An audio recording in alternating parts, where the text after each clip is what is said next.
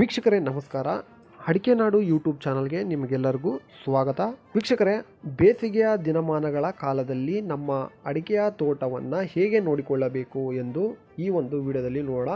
ನಮ್ಮ ಅಡಿಕೆಯ ತೋಟವನ್ನು ತುಂಬ ಜವಾಬ್ದಾರಿಯುತವಾಗಿ ಈ ಒಂದು ಬೇಸಿಗೆಯಲ್ಲಿ ನೋಡ್ಕೊಳ್ಬೇಕಾಗುತ್ತೆ. ಏನೆಲ್ಲ ಕ್ರಮಗಳನ್ನ ತಗೋಬೇಕು ಅಂತ ಹೇಳ್ಬಿಟ್ಟು ಈ ಒಂದು ವಿಡಿಯೋದಲ್ಲಿ ನೋಡೋಣ. ವೀಕ್ಷಕರೇ, ಮೊದಲನೇದಾಗಿ ನೀವೇನಾದರೂ ನಮ್ಮ ಚಾನಲ್ನ ನೋಡ್ತಾ ಇದ್ದರೆ ದಯವಿಟ್ಟು ಸಬ್ಸ್ಕ್ರೈಬ್ ಮಾಡ್ಕೊಳ್ಳಿ. ಹಾಗೆ ಈ ವಿಡಿಯೋಗೆ ತಪ್ಪದೆ ಒಂದು ಲೈಕ್ ಮಾಡಿ. ಹಾಗೆ ನೀವು ಯಾವ ತಾಲೂಕಿಂದ ವಿಡಿಯೋ ನೋಡ್ತಾ ಇದ್ದೀರಾ ಅಂತೇಳಿ ನಿಮ್ಮ ತಾಲೂಕನ್ನ ಕಮೆಂಟ್ ಮಾಡಿ.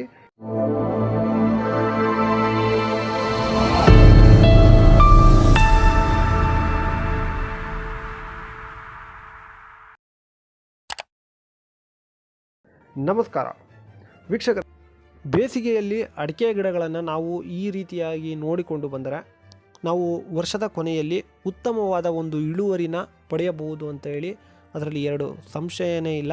ಏನೇನೆಲ್ಲ ಮಾಡಬೇಕು ಅಂತೇಳಿ ನೋಡೋಣ.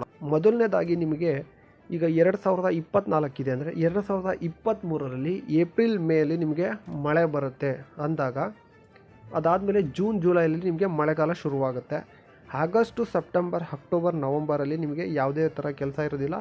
ನಿಮ್ಮದು ಅಡಿಕೆ ಬರುತ್ತೆ, ಅದನ್ನು ಕೊಯ್ದು ಅಡಿಕೆನ ಬೇಯಿಸಿ ಒಣಗಿಸಿ ಅದು ಪ್ರೊಸೀಜರ್ ಇರುತ್ತೆ. ಅದಾದಮೇಲೆ ನಿಮಗೆ ನವಂಬರಿಂದ ಅಡಿಕೆಯ ಒಂದು ತೋಟದಲ್ಲಿ ಕೆಲಸ ಶುರುವಾಗುತ್ತೆ.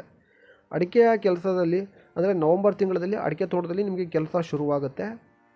ಕೆಲಸ ಮೊದಲನೇದು ಏನು ಅಂದರೆ, ನೀವು ಫಸ್ಟು ಡ್ರಿಪ್ಪು ಸುತ್ತಿರ್ತೀರ, ಆ ಡ್ರಿಪ್ಪನ್ನು ಬಿಡಬೇಕಾಗಿರುತ್ತೆ.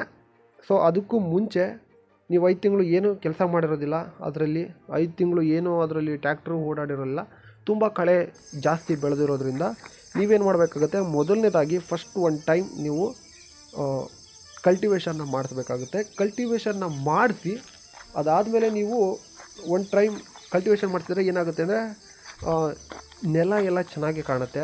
ಅಲ್ಲಿ ಗರಿಗಳು ಏನು ಬಿದ್ದಿರುತ್ತೆ, ಅಡಿಕೆಯ ಒಂದು ಗರಿ ಆಗಿರ್ಬೋದು ಅಥವಾ ತೆಂಗಿನ ಗರಿ ಆಗಿರ್ಬೋದು, ಅವೆಲ್ಲ ನಿಮಗೆ ಕಟ್ಟಾಗಿ, ಇಲ್ಲ ಬಾಂಡ್ಲಿನಾದರೂ ಓಡಿಸ್ತಿರಲ್ವ ಅದರಲ್ಲೂ ಕೂಡ ಕಟ್ಟಾಗುತ್ತೆ, ರೋಟ್ರ್ ಓಡಿಸಿದ್ರು ಕೂಡ ಕಟ್ಟಾಗಿ ನಿಮಗೆ ಹೊಲ ಕ್ಲೀನಾಗಿ ಚೆನ್ನಾಗಿ ಕಾಣುತ್ತೆ. ಅದಾದಮೇಲೆ ತೋಟಗಳಲ್ಲಿ ಯಾವುದೇ ಶಾದರೆ ಆಗದಂತೆ ತೋಟಗಳಲ್ಲಿ ಚೆನ್ನಾಗಿ ಕಾಣುತ್ತೆ. ಅದಕ್ಕೋಸ್ಕರ ಕಲ್ಟಿವೇಷನ್ನ ನಾವು ಮಾಡಿಸ್ತೀವಿ. ಸೊ ನೀವು ಕೂಡ ನವಂಬರ್ ತಿಂಗಳಲ್ಲೇ ಡ್ರಿಪ್ ಬಿಡೋಕ್ಕಿಂತ ಮುಂಚೆ ಮೊದಲನೇದಾಗಿ ಮಾಡಿಸಿ, ಅದಾದಮೇಲೆ ಡ್ರಿಪ್ಪನ್ನು ಬಿಟ್ಟರೆ ನಿಮಗೆ ತುಂಬ ಅನುಕೂಲ ಆಗುತ್ತೆ. ಇದು ನಮ್ಮ ಮೊದಲನೇ ಕೆಲಸ. ಆದಮೇಲೆ ನಿಮಗೆ ಮುಂದೆ ಏನು ಮಾಡಬೇಕು ಅಂದರೆ, ನಿಮಗೆ ಗೊತ್ತಿರಬೇಕು. ಅಂದರೆ ನೀವು ಗೊಬ್ಬರ ಯಾವುದು ಹಾಕಿಸ್ತೀರಾ ಅಂತ ಹೇಳ್ಬಿಟ್ಟು ನಿಮಗೆ ಗೊತ್ತಿರಬೇಕಾಗತ್ತೆ. ಅಂದರೆ ನೀವು ಕೊಟ್ಟಿಗೆ ಗೊಬ್ಬರ ಹಾಕಿಸ್ತಿರೋ ಅಥವಾ ಹಸಿರೆಲೆ ಗೊಬ್ಬರನ ಹಾಕಿಸ್ತಿರೋ ಅಂತ ನಿಮಗೆ ಗೊತ್ತಿದ್ದರೆ, ನೀವು ಕೊಟ್ಟಿಗೆ ಗೊಬ್ಬರ ಹಾಕಿಸ್ಬೇಕು ಅಂದರೆ 2 ಟೈಮ್ ಕಲ್ಟಿವೇಷನ್ನ ಮಾಡಿಸ್ಬೇಕಾಗುತ್ತೆ. ಅಂದರೆ ನವಂಬರ್ ತಿಂಗಳಲ್ಲಿ ಒಂದು ಸರಿ ಮಾಡಿಸ್ಬೇಕಾಗುತ್ತೆ. ಮತ್ತು ನೀವು ಗೊಬ್ಬರನ ಹಾಕಿಸ್ತೀವಿ ನಾಳೆ ಅನ್ಬೇಕಾದ್ರೆ ನೀವು ಒಂದು 2-3 ದಿವಸದ ಮುಂಚೆನೇ ಒಂದು ಸಲ ನೀವು ಏನು ಮಾಡಬೇಕಾಗುತ್ತೆ ಅಂದರೆ ಕಲ್ಟಿವೇಷನ್ನ ಮಾಡಿಸ್ಬೇಕಾಗುತ್ತೆ. ಯಾಕೆ ಅಂತ ಕೇಳೋದಾದರೆ, ನೀವು ಕಲ್ಟಿವೇಷನ್ನ ಯಾಕೆ ಮಾಡಿಸ್ಬೇಕು ಅಂದರೆ, ಅಡಿಕೆ ಗಿಡದಲ್ಲಿ ಸುತ್ತ ಬುಡಕ್ಕೆ ಹಾಕ್ತಿರಲ್ವ, ಅದಕ್ಕೋಸ್ಕರ ಏನಾದರೂ ಶಾದ್ರ ಬೆಳೆದಿದ್ರೆ ಆವಾಗ ನೀವು ಕಲ್ಟಿವೇಷನ್ನ ಮಾಡಿಸ್ಬೇಕಾಗತ್ತೆ. ಮತ್ತು ನೀವು ಹಸಿರೆಲೆ ಗೊಬ್ಬರ ಹಾಕಿಸ್ತೀನಿ ಅಂದರೆ, ಹಸಿರೆಲೆ ಗೊಬ್ಬರದ ಮಾಹಿತಿಯ ಒಂದು ವಿಡಿಯೋ ನಮ್ಮ ಯೂಟ್ಯೂಬ್ ಚಾನಲಲ್ಲಿ ಕೊನೆಯದಾಗಿ ಬರುತ್ತೆ. ಈ ವಿಡಿಯೋ ಕೊನೆಯಲ್ಲಿ ಅದರ ಮೇಲೆ ಕ್ಲಿಕ್ ಮಾಡಿದ್ರೆ ನಿಮಗೆ ಹಸಿರೆಲೆ ಗೊಬ್ಬರದ ಮಾಹಿತಿ ಕಂಪ್ಲೀಟಾಗಿ ಸಿಗುತ್ತೆ. ಸೊ ನೀವು ಹಸಿರೆಲೆ ಗೊಬ್ಬರನೂ ಕೂಡ ಹಾಕ್ಬೋದು. ಅದು ಕೂಡ ಉತ್ತಮವಾದ ಒಂದು ನೈಸರ್ಗಿಕವಾದ ಒಂದು ಗೊಬ್ಬರ ಅಂತಲೇ ಹೇಳ್ಬೋದು ಅಡಿಕೆ ಗಿಡಕ್ಕೆ. ಅದರ ವಿಡಿಯೋನ ನಾನು ನಿಮಗೆ ಎಂಡ್ ಸ್ಕ್ರೀನಲ್ಲಿ ಹಾಕಿರ್ತೀನಿ, ಆ ಎಂಡ್ ಸ್ಕ್ರೀನಲ್ಲಿ ನೋಡಿ. ಇಷ್ಟು ಗೊಬ್ಬರದ ಮಾಹಿತಿ ಆದರೆ ನಿಮಗೆ ಈಗ ನೆಕ್ಸ್ಟು ಅಡಿಕೆ ಗಿಡಕ್ಕೆ ಸುಣ್ಣನ ಹೊಡಿತಾರೆ. ನಾನು ಸುಣ್ಣ ಏಕೆ ಹೊಡಿತಾರೆ ಅಂತ ಹೇಳ್ಬಿಟ್ಟು ಯಾರ ಹತ್ರ ಆದರೂ ರೈತರ ಹತ್ರ ಹೋಗಿ ಅವ್ರ ಹತ್ರನೇ ಖುದ್ದಾಗಿ ಮಾತಾಡಿಕೊಂಡು ಆ ಒಂದು ವಿಡಿಯೋ ಕೂಡ ನಿಮಗೆ ಮಾಡ್ತೀನಿ. ನಿಮಗೆ ಇಷ್ಟು ಗೊತ್ತಾದರೆ ಸಾಕಾಗುತ್ತೆ. ನೆಕ್ಸ್ಟು ಇನ್ನು ನೋಡ್ಬೋದು ನೀವು, ಅಡಿಕೆ ಗಿಡದ ಹತ್ರ ಸುತ್ತ ಇಲ್ಲಿ ಗುಂಡಿ ತೋಡ್ತಾ ಅಂದರೆ ಒಂದೇನೋ ಮಿಷಿನ್ ಹತ್ರ ಹೊಡಿತಾ ಇದ್ದಾರೆ. ಇದನ್ನು ಚಲಿಕೆ ಕೆಲಸದಿಂದನೂ ಮಾಡ್ತಾರೆ, ಹಾಗೆ ಇದನ್ನು ಮಿಷಿನ್ನಲ್ಲೂ ಕೂಡ ಮಾಡ್ತಾ ಇದ್ದಾರೆ. ಈಗ ಟೆಕ್ನಾಲಜಿ ಬಂದಿರೋದ್ರಿಂದ ಮಿಷಿನಲ್ಲಿ ಮಾಡ್ತಾ ಇದ್ದಾರೆ. ಇದನ್ನು ಬಂದ್ಬಿಟ್ಟು ಕೆಲವು ಕಡೆ ಗುಣೆ ಸುತ್ತು ಅಂತ ಹೇಳಿ ಕರೀತಾರೆ, ಹಾಗೆ ಕೆಲವು ಕಡೆ ಪಾತಿ ಅಂತ ಹೇಳಿ ಮಾಡ್ತಾರೆ. ಸೊ ಎರಡೂ ಒಂದೇ, ಏನೇ ಹೆಸರು ಚೇಂಜ್ ಇರ್ಬೋದು, ಎರಡೂ ಕೂಡ ಒಂದೇ ಅರ್ಥ ಕೊಡೋದು. ಇದನ್ನು ಮಾಡೋದ್ರಿಂದ ಏನೆಲ್ಲ ಹೆಲ್ಪ್ ಆಗುತ್ತೆ ಅಂದರೆ, ಇದು ಸುತ್ತ ಕಳೆ ಬೆಳೆದಿರೋದ್ರಿಂದ ಅದನ್ನು ಕಳೆ ಕ್ಲೀನ್ ಮಾಡಲಿಕ್ಕೆ, ಹಾಗೆ ಮತ್ತು ಅಡಿಕೆ ಗಿಡದ ಬೇರುಗಳಿಗೆ ನೀರು ಬೇಗನೆ ಒಂದು ಪಾಸ್ ಆಗಲಿ ಅಥವಾ ಹೋಗಲಿ ಅಂತ ಹೇಳ್ಬಿಟ್ಟು ಅದನ್ನು ಒಂದು ಕೆಲಸನ ಸುಮಾರು ಕಡೆ ಮಾಡ್ತಿದ್ದಾರೆ. ಇದಾದಮೇಲೆ ಮುಂದೆ ಏನು ಮಾಡಬೇಕಪ್ಪ ಅಂದರೆ, ಕೆಲವು ಅಡಿಕೆ ಗಿಡದಲ್ಲಿ ಹಿಂಗಾರು ಇರುತ್ತಲ್ಲ ಅದು ಒಣಗ್ತಾ ಬರುತ್ತೆ. ಸೊ ಅದು ಯಾಕೆ ಒಣಗ್ತಾ ಬರುತ್ತೆ ಅಂದರೆ ಅದು ಒಂದು ಕೀಟದ ಒಂದು ಡಿಸೀಸಸ್ ಅಂತಲೇ ಹೇಳ್ಬೋದು. ಆ ಕೀಟ ಬಂದು ಕುಂತಾಗ ಆ ಅಡಿಕೆ ಗಿಡದ ಬೇರು ಅಂದರೆ ಅದರಲ್ಲಿ ಇರುವಂತಹ ಸಾರಾಂಶಗಳನ್ನ ಹೀರ್ಕೊಂಡು ಆ ಒಂದು ಹಿಂಗಾರು ಏನಿದೆ ಅದು ಒಣಗುತ್ತಾ ಬರುತ್ತೆ. ಸೊ ಆವಾಗ ನಿಮ್ಮ ಅಡಿಕೆಯ ಒಂದು ಬೆಳೆ ಏನಿದೆ ಅದು ಕುಂಠಿತವಾಗ್ಬೋದು. ನೀವು ಮುನ್ನೆಚ್ಚರಿಕೆ ಹೇಗೆ ತಗೋಬೇಕು ಅಂದರೆ ನಿಮಗೆ ಗೊತ್ತಾಗೋಗುತ್ತೆ. ಅಂದರೆ ಆ ಥರ ಏನಾದರೂ 1-2 ಆದರೆ ಅದು ಕಾಮನ್ ಅಂತ ಹೇಳ್ಬೋದು.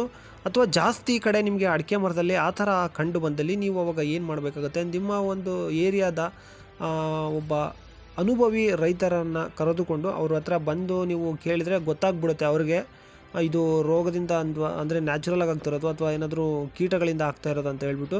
ಸೊ ಅವ್ರು ಏನಾದರೂ ಇನ್ ಕೇಸ್ ಕೀಟಗಳಿಂದ ಇದು ಆಗ್ತಾ ಇರೋದು ಅಂತ ಹೇಳಿದರೆ ಆವಾಗ ನೀವೇನು ಮಾಡಬೇಕಾಗುತ್ತೆ, ಅದಕ್ಕೆ ಒಂದು ಸ್ಪ್ರೇ ಬರುತ್ತೆ, ಡ್ರೋನ್ ಮುಖಾಂತರನೂ ಹೊಡಿತಾರೆ. ಹಾಗೆ ಮತ್ತು ದೊಡ್ಡ ಮೋಟರ್ ಇದೆಯಲ್ಲ, ಪೆಟ್ರೋಲ್ ಥರ ಮೋಟ್ರ್ ಬರುತ್ತಲ್ವ, ಅದರಿಂದ ಕೂಡ ಸ್ಪ್ರೇ ಮಾಡ್ತಾರೆ. ನೀವು ಆವಾಗ ಸ್ಪ್ರೇ ಮಾಡಿಸಿದರೆ ಖಂಡಿತವಾಗಿಯೂ ಆ ಕೀಟದ ಒಂದು ರೋಗ ಏನಿದೆ ಕಡಿಮೆ ಆಗ್ತಾ ಹೋಗುತ್ತೆ. ಇದು ಒಂದೇ ಸರಿಗೆ ರಿಸಲ್ಟ್ ಕೊಡುತ್ತಾ ಅಂದರೆ ಇದು ಒಂದೇ ಸರಿಗೆ ರಿಸಲ್ಟ್ ಕೊಡೋದಿಲ್ಲ. ನೀವು ಒಂದು 2-3 ವರ್ಷ ನೀವು ಸ್ಪ್ರೇ ಮಾಡಿಸಿದರೆ ಕಂಟಿನ್ಯೂ ಆಗಿ, ಆಗ ನಿಮಗೆ ಈ ಒಂದು ಡಿಸೀಸಸ್ ಏನಿದೆ ಕಂಟ್ರೋಲಿಗೆ ಬರುವಂಥ ಚಾನ್ಸಸ್ ಇರುತ್ತೆ. ಇದು ನಿಮಗೆ ಅಂದರೆ ಈ ಒಂದು ಚಾರ್ಜಸ್ ಎಷ್ಟಾಗುತ್ತೆ, ಇದನ್ನು ಮಾಡಿಸ್ಲಿಕ್ಕೆ ನಿಮಗೆ ಎಷ್ಟಾಗುತ್ತೆ ಒಂದು ಚಾರ್ಜಸ್ ಅಂದರೆ, ಒಂದು ಸಲ ನೀವೇನಾದರೂ ಮಾಡಿಸಿದರೆ ಒಂದು 10,000-15,000 ಹೋಗಲಿಕ್ಕೆ ಹೆಚ್ಚಾಗೋಗುತ್ತೆ. ಯಾಕೆಂದರೆ ನಿಮಗೆ 1 ಕ್ವಿಂಟಲ್ ಅಡಿಕೆ ಬಂದರೆ ನಿಮಗೆ ಆ ಒಂದು ದುಡ್ಡು ಏನೂ ಅಲ್ಲ. 1 ಕ್ವಿಂಟಲ್ ಅಡಿಕೆ ಮುಖ್ಯನೋ 10,000 ದುಡ್ಡು ಮುಖ್ಯನೋ ಅನ್ನೋದು ನೀವು ಯೋಚನೆ ಮಾಡಬೇಕಾಗತ್ತೆ.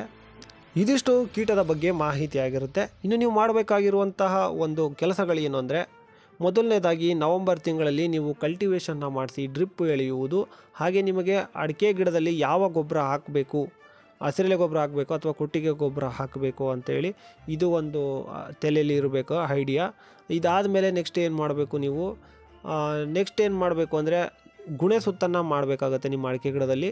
ಇದಾದ ಮೇಲೆ ನೆಕ್ಸ್ಟ್ ಏನು ಮಾಡಬೇಕು, ನೀವು ನಿಮ್ಮ ಒಂದು ಹಿಂಗಾರು ಏನಿದೆ ಅದನ್ನು ನೋಡಬೇಕಾಗತ್ತೆ. ಇವೆಲ್ಲ ನೀವು ನೋಡ್ತಾ ಬಂದರೆ ಇಷ್ಟೇ ನೀವು ಮಾಡಬೇಕಾಗಿರೋದು.